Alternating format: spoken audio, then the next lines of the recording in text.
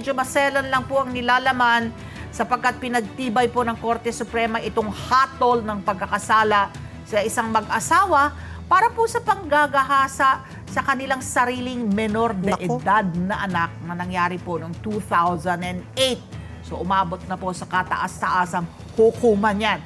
Ayon po sa Supreme Court, ang incestuous rape o yung panggagahasa sa kaanak ay hindi simpleng krimen na basta-basta lang may aakusa sa sariling magulang. Mismong ang biktima, ang 14 na taong gulang nung panahong nangyari ang krimen, ang nagsabi na ang kanyang mga magulang ang umabuso sa kanya.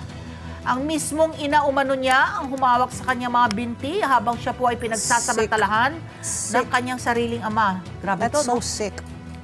Hinatulang nagkasala ang dalawa ng Regional Trial Court ng Pangasinan at later on yung Court of Appeals, no?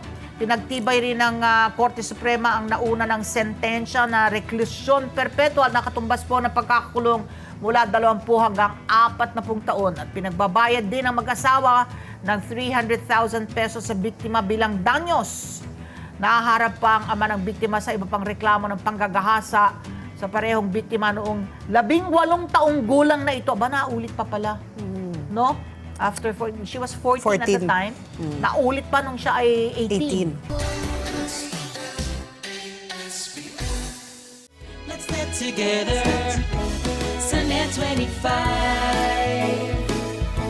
Sunday 25.